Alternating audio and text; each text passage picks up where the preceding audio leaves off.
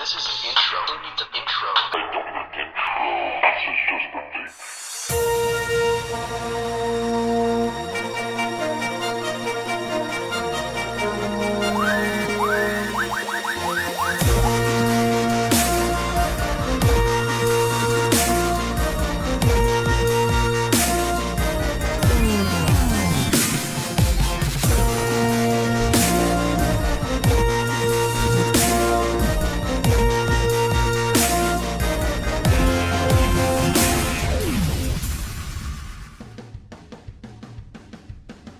YouTube, what is up? I'm your OhmBoy Josh, back at you, and we're back finally with the first installment of Civil War. It's going to be a 4-part series, tournament-style build-off. We have 16 builders are going to go head-to-head against each other, one-on-one battles, and we're going to take the winner of each of those rounds and move them off onto the next round, and the next round, and the next round.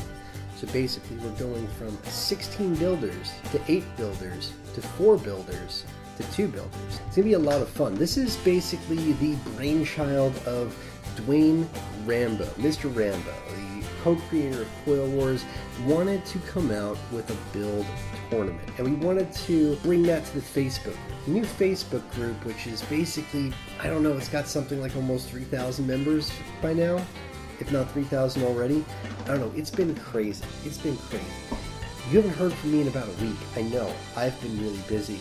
It's been really nuts. And these lights are too bright. Way too bright. That's better. That's much better. Much, much better. Okay. So.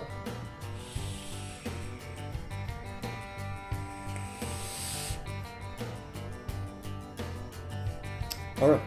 So Civil Wars. Civil Wars, the first competition that's really going to take place in the Facebook group. And we've got almost 3,000 members in this Facebook group already, and it's still growing. It's growing every day. It's amazing how fast this group has come up from nothing to 3,000 members. But we're not done with the Instagram account by a long shot. I'll be back in there and I'll be posting, reposting pictures, and we'll definitely still be using the Instagram account. But if you haven't already, you should definitely come over to the Facebook group because there's a lot of fun to be had over there. Instead of a long drawn-out explanation as to what I've been up to the past few days, the past week, because I have been really, really busy, and that's why you haven't heard from me, and I do apologize. Instead of that long drawn-out explanation, I wanted to open up this installment of CoilWars with a bit of a reading. This was sent on over to me via post from Australia. One of my viewers goes by Polly G in the comments. He sent me something because I was having a problem with a particular device, and I gotta tell you, Polly, I really am not sure how to use this exactly. So maybe you can shoot me an email or something, explain what I'm supposed to do with that. But I really appreciated what he added to this letter. He says, vaping is almost unheard of in my backwater of the world, but I buy EVOD kits from Fast Tech for peanuts and I make my own juice. I put kits together and give them away to anyone who wants to try. At last count, 18 successes and 3, well, not fails, but one's taking more work than usual. Though I don't give in easy, I'm still working hard on all 3, and those 18 have helped others, causing a snowball ripple-on effect. He says his greatest success is his 26-year-old son. He came for a visit, saw him vaping, had a little chuckle, but as I taught him to have an open mind, he asked about it. I gave him my Ego Mega to try. By then it was on the Kanger sub box, and he tried it for 10 minutes, turned to me and said, Dad, I'll never smoke again. This is a 100% true story. That was a year ago, and I've got goosebumps reliving it. As a smoker, if your kids smoke, you blame yourself. He's actually the one that put me onto your channel. We often watch your videos when he visits and wants to show me some new product. But what really brings him over more than normal is CoilWars. We watch every episode together and argue the merits of each build. So I'm looking forward to 2017 CoilWars. Josh, that must have been a huge step and hard decision to take on such a large project. I'm sure most people wouldn't understand 1/20th of the work that goes into organizing something like that. It's a venture that really needs a team of people. I hope you have some helpers this year. I'm sure you had plenty of late, sleepless nights doing CoilWars, but it was very successful in ways you may not have known, such as bringing a father and son together by providing a shared interest. My son builds and I mix, so as you can see through vaping, my son and I are closer than ever and healthier than ever. That's a wonderful story, and I hope that, Polly, I hope you and your son enjoy this episode and this series. just as much as the first season of Coil Wars. And yeah, we're gonna keep doing these because I love what it's. I love all the feedback I'm getting from people in the community. I love that you guys are enjoying the series, and we're definitely gonna keep it going. There's a lot to come from Coil Wars, and Civil Wars is just the next step. Before we get into the builds this week, I first want to introduce our judges. First off, we have Dave Jensen, also known as XL Coils, on Instagram. Dave is 31 years old from Amherst, New York, just outside of Buffalo. He works at a local vape shop called Exotic Vapors in Niagara Falls. He's on a team building brothers with some amazing teammates. He's sponsored by a handful of companies and would like to say that if it wasn't for Exotic Vapes and Yeti Vape, he wouldn't be half the builder he is today. He's entered and won many contests. He's also lost some as well, he says. He was the winner of the first Coil Wars battles with his over-the-top, extremely detailed corrugated hybrid build that he put together. He started vaping about 3 years ago and building coils about 2 years ago. It all started when he was introduced to CoilPorn pages. He knew he wanted to do it, had a dream, and made it a reality through countless sleepless nights practicing. Coil building community as well as his local vape community has inspired him and pushed him to keep building, even during periods when he thought he was ready to give up. He's never been a part of such a great community as the coil building community. Through perseverance and dedication, many top-tier builders began taking notice, and a bunch of them has helped him become the builder he is today. He's thankful for his journey in coil building, and it's been one of the greatest times of his life, going to events, meeting people, and being able to help others. He says he was very happy to be asked to be a judge for this contest. He's worked very hard on his building, and he's very excited to be able to give back to the community he loves so much. He's very grateful to be a judge, and he's very honored to be a part of it, he says. He's looking forward to seeing the builds these contenders come up with, as he knows very well how much work goes into it. He says best of luck to all the participants, and may the best coils win. Sarb Matharu. Sarb Matharu also goes by Brahmasutra68 on Instagram, and I honestly did not realize that that's who he was until like this very moment. I've been wanting to ask him forever to judge Coil Wars, so I didn't even know that's who he was. I'm so excited right now. Okay, here goes, he says. Smoker for 25 years, kicked the habit in February of 2014, started vaping immediately using CIG-alikes, then moved to a K-Fun and regulated tube mods. He started building complex coils the 26th of September 2014. That was the exact date. First complex coil build, he says, was Twisted Mess's YouTube tidal wave tutorial. Nice. And from there, he caught the bug and never looked back. He joined Instagram shortly after. He has 3 girls and a missus. He works full-time as a retail manager. He loves landscape and macro photography. He's still a student of Photoshop and always learning, and loves coaching and sharing his knowledge. And his last one is from Taxi Jim, which I'm going to read verbatim. This is an intro. Who needs an intro? I need an intro. This is Taxi Jimbo. A Taxi Jimbo. Thank you. Civil Wars, what is up? I'm your homeboy, Taxi Jim 71. I'm a 21, near a 45-year-old coil builder from France.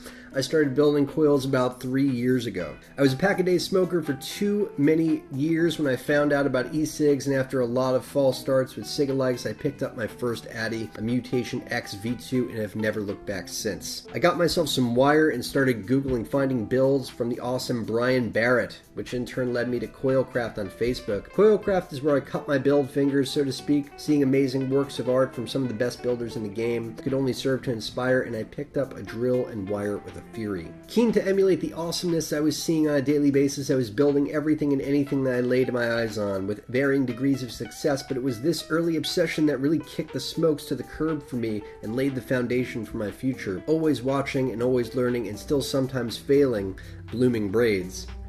Vaping has always been about flavor for me. Every build I complete is to try and find the best build for a particular juice for my tastes.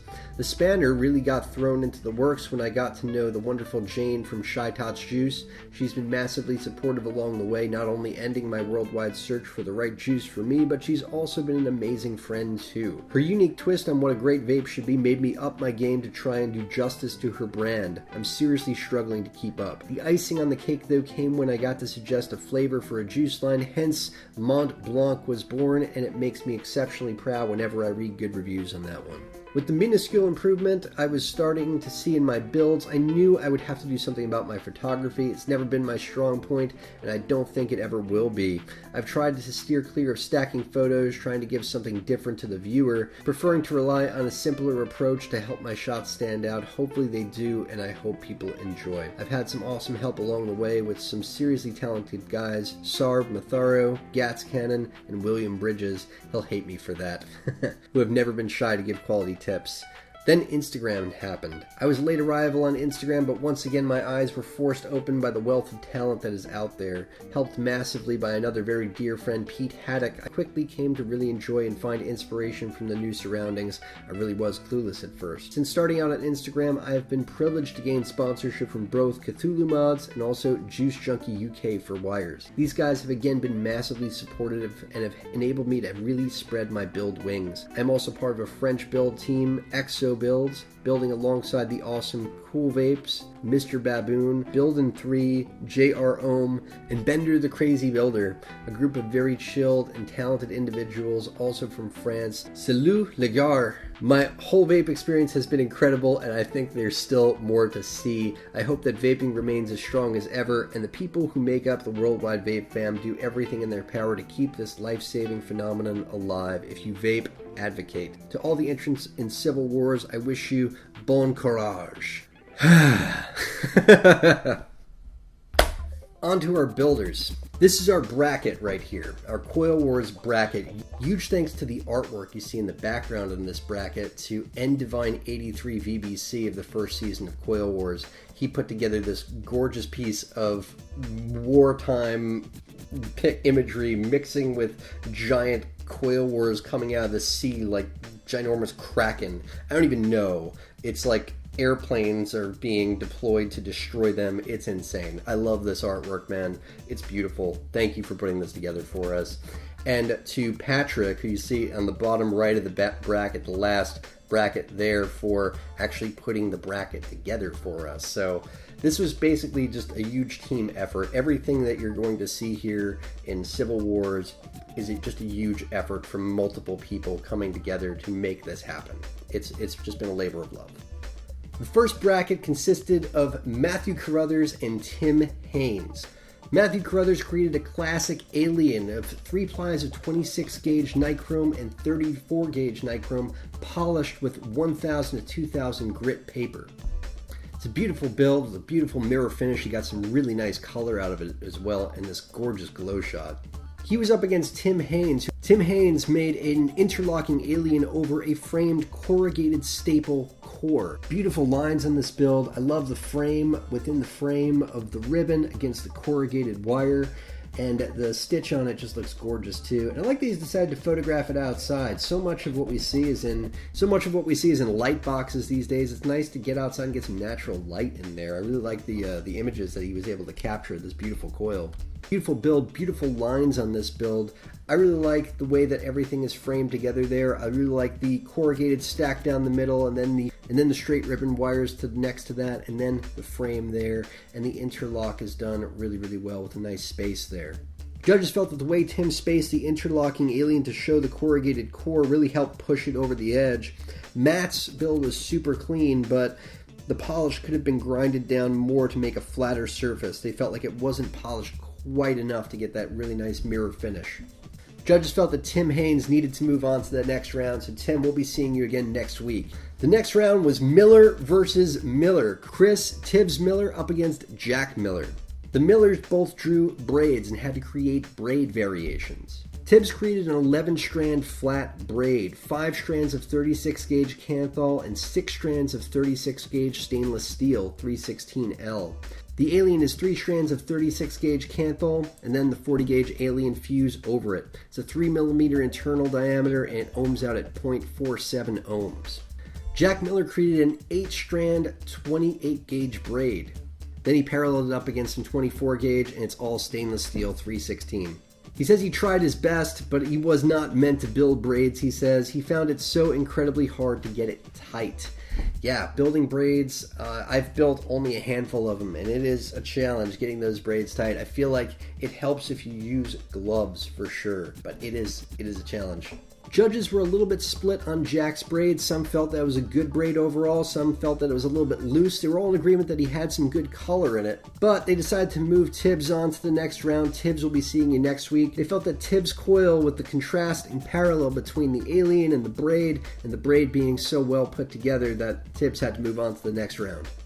Richard Farrar and Adam West are our next two competitors in the bracket. These two competitors both drew stovetop coils. Richard Farrar created a helix of two alien coils. One, an interlocking alien consisting of 3 strands of 26 gauge nichrome and 2 strands of 36 gauge stainless steel 316L. Paired that up with 3 strands of 30 gauge Canthal and a 38 gauge nichrome alien twisted together. He helixed it on one side with a micro Clapton of 34 gauge Canthal and 44 gauge nichrome, and he helixed it on the other side with 8 strands of 44 gauge twisted together.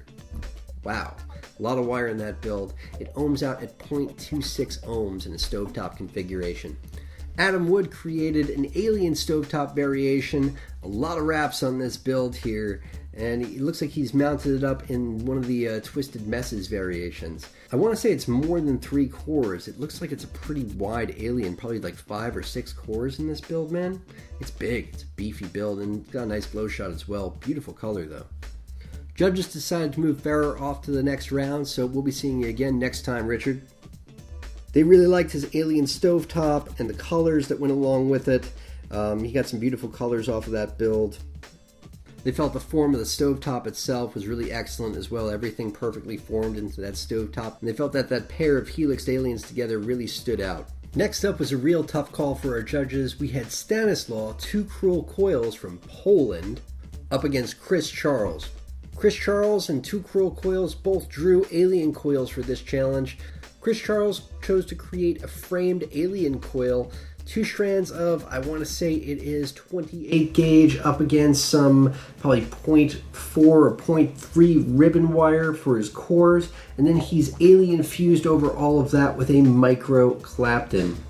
Paralleled that up against 3 wraps of a helix coil, helixed micro Claptons, a pair of those, and then double helixed into the gaps there with some very fine gauge wire. It's a beautiful build mounted up in the Faro RDA. 2 Cruel likes to call this alien variation an X-Wing alien. He says that this X-Wing alien is a double wrapped alien with an extra strong mid-wire. He says it's made very similar to a Mohawk with one big difference, that he has 4 side wrappers. So basically, instead of just sort of the triangle that the Mohawk creates, this one creates 4 corners to his alien. He says it ohms out at about 0.47 ohms single coil, 3 and 4 wraps. So essentially an interlocking stitched alien paralleled up against a Mohawk with sort of 4 edges instead of 3 edges. Interesting build. The stitched Mohawk is 2 strands of 0.25 millimeter wire and 2 strands of 0.09 millimeter wire. The X-Wing alien is 2 strands of 0.25 millimeter wire and 2 strands of 0.09 millimeter wire, all Canthal. This one was definitely a close call for our judges. They ultimately gave it to Chris Charles, who will be moving on to the next round.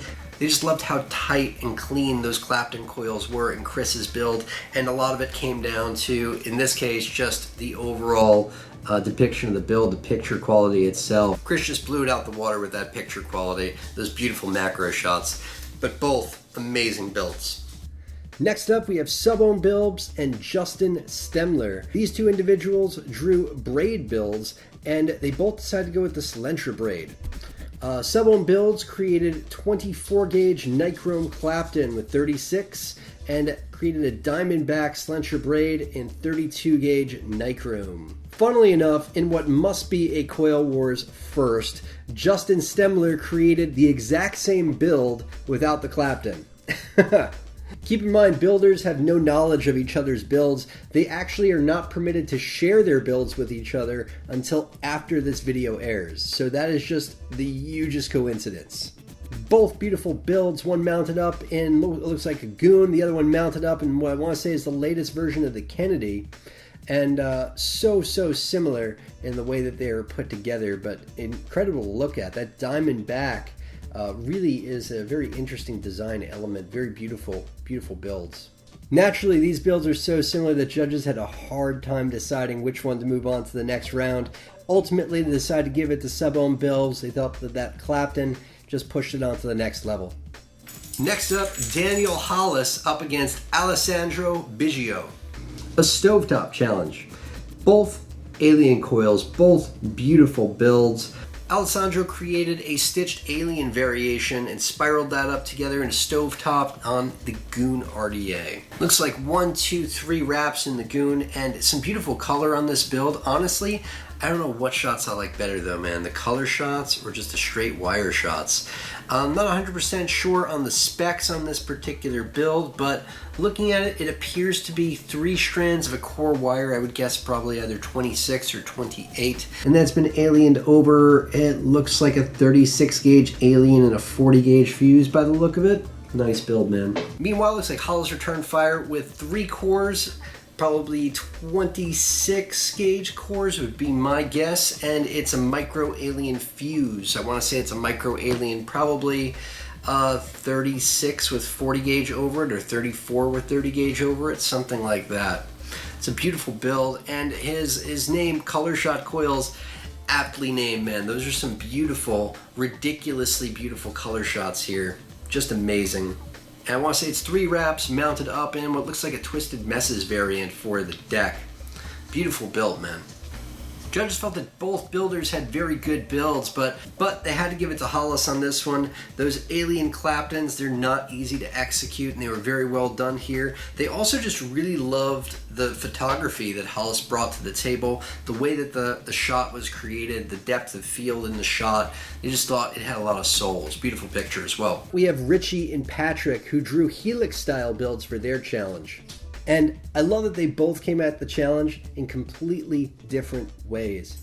Richie Oliver's staple helix from the inside out, it is a staple down the middle, just full-on staple. He's paralleled that up against 2 strands of ribbon wire on either side, and then he's, of course, has his frames, I want to say they're 28 gauge twists, frames on either side of those, and he's helixed into those gaps with differing wires to create some really beautiful color effects here.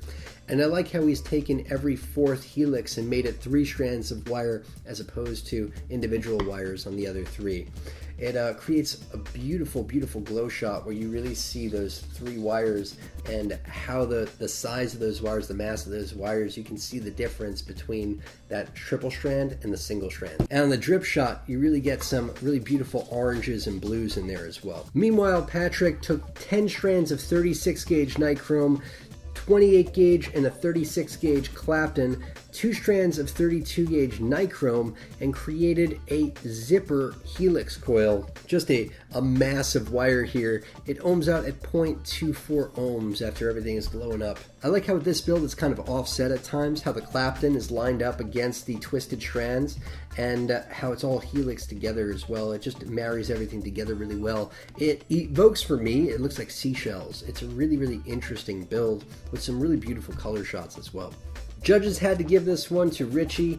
Richie will be moving on to the next round. They thought that Patrick's build was a very brave one, very interesting build, but Richie stepping away from the alien coils that we all know and love from him and coming in with this staple helix, color shots and the wire choices that he went with really pushed him over the edge on this one. So congratulations, Richie. You'll be moving on to the next round as well. Matthew Price wins by default against Joshua Gibbons. Joshua Gibbons is a disqualification. He did not turn in his build in time to make the competition. So Matt Price moves on to the next round. Congratulations to Matt Price.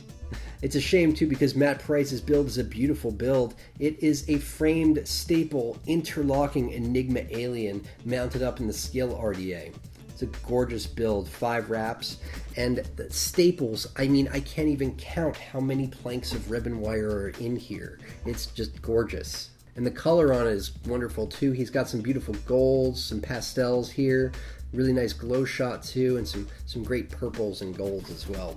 And I wish it could have gone up against another builder. Would have liked to have seen who would have come out the winner in a round against that. But next round, you're up against Richard Ferrer. Anyway, guys, that is the first round of CoilWars Civil Wars. 16 builders down to 8 builders from here. And of course, it wouldn't be CoilWars without us putting a build together ourselves, would it? So I decided to throw together a multi-core staggered staple this time around. I took 4 strands of 0.4 stainless steel ribbon wire from Coil Society. Jeffrey Panzer is one of the admins over in the CoilWars group, and I've been wanting to try his wire for some time, and I have to tell you, it didn't disappoint. I mean, this stainless steel, I've never seen stainless steel like this. I mean, if you shine a light on it, it looks gold in color. It's just beautiful, beautiful wire. The ribbon wire comes off the spool perfectly straight. It was a wonderful experience, especially having come from Lightning Vapes and KB wire, which is, it's straight, don't get me wrong, but you're going to end up with some kinks coming off that spool. This, I didn't even have to straighten it. It was perfect. It was a treat to build with. Anyway, I took a strand of ribbon wire 12 times off the spool, 0.4 stainless steel ribbon wire. And then I folded it in half again. I had 4 strands, which would be the perfect length for 3 core wires, which is what I was going to make. Folding it in half, I had a bit of a loop at the end. I wrapped that up in a bit of 40 gauge to keep it all nice and snug, and I put it onto the end of my swivels. Combed my fingers through the wire a bit, using a bit of spit to keep it all together, and then mounted it on up in the chuck of the drill after tying a bit more 40 gauge to the end. From there, I had the Blizz RDA, which was sent on over from CACUQecig. I'm not sure how you pronounce their name, but they sent this RDA on over for me to check out, and I used this as the weight in my spacer wire. So I strung a bit of 36 gauge through the RDA itself, tied it onto my drill, with a little bit of a loop there, and after creating about a 1/2 inch of staple, I dropped that down into the gap, revved the drill on up to 5,000 RPMs, and took that staggered wire on down from the drill to the swivels. From there, my staggered staple created, I took it out of the drill, took it off the swivels, put it down on my table, and clipped off 3 more or less equal pieces of wire using my table as my measuring stick. I took all 3 pieces together, made sure all the wire was facing in the same direction. You know, we're creating a staple, so they've all got to be vertical up and down there. Wrapped up the ends with a bit of 40 gauge. And then I put it on into the chuck of my drill. And I decided to fuse this one up together freehand, which is something that I haven't done since Obama was president. I don't usually build freehand. I usually use swivel tools. You know, I just wanted to see if I could still do it, honestly. I've been using swivels for so long, I wanted to see if I could do this freehand. And I gotta say, there are some benefits to working freehand as opposed to working with the swivel tools. I don't know which one I prefer better.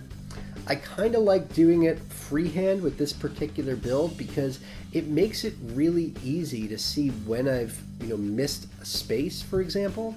Because what I'm doing when I'm staggering these together, I'm not skip fusing, I'm leaving them all, every space is fused together. I'm trying not to miss any spaces at all. So if I miss a space, it's really easy to see it right away, react to it, back out, and get the wire back in the right place. With the swivels, it's a bit of a faster process, I feel like. I feel like I can do it faster if I was doing it on swivel tools, but not by much. It's still a lot of, back and forth type motions, but I feel like the response time with those back and forth motions with the wire to get everything to go into the right gaps, it comes a little bit faster doing it sort of freehand without the swivels. So it's a fun experience to build it either way. I ended up making 2 of them because I wanted to go dual coils, and I didn't quite have enough after I cut off the first coil to make it duals. It's that close, but I ended up making it twice, mounted it up on the Blizz RDA.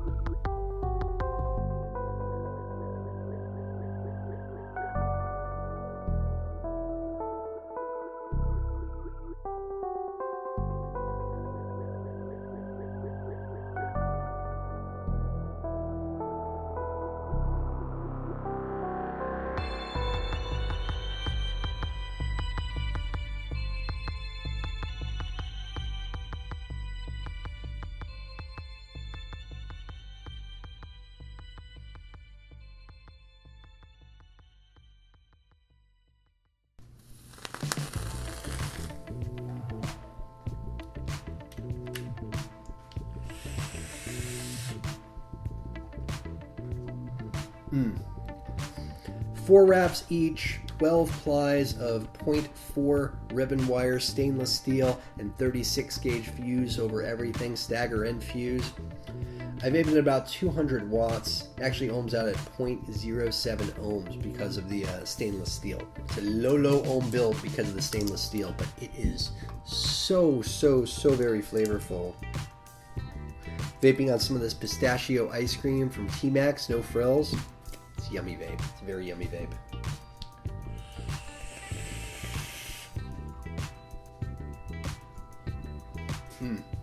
I need a DNA 250. I need a DNA 250 so I can appreciate this because it ohms out at 0.07. But even just vaping it at 3.4 volts, it's still a mighty hot vape at 200 watts. It is very flavorful. It's very hot. It's a very tasty staple. And those nice gaps created from the stagger and the fuse together create some really nice pockets where juice can collect. I'm drooling right now. That's a lot of saliva in my mouth. That's good stuff. Good vape.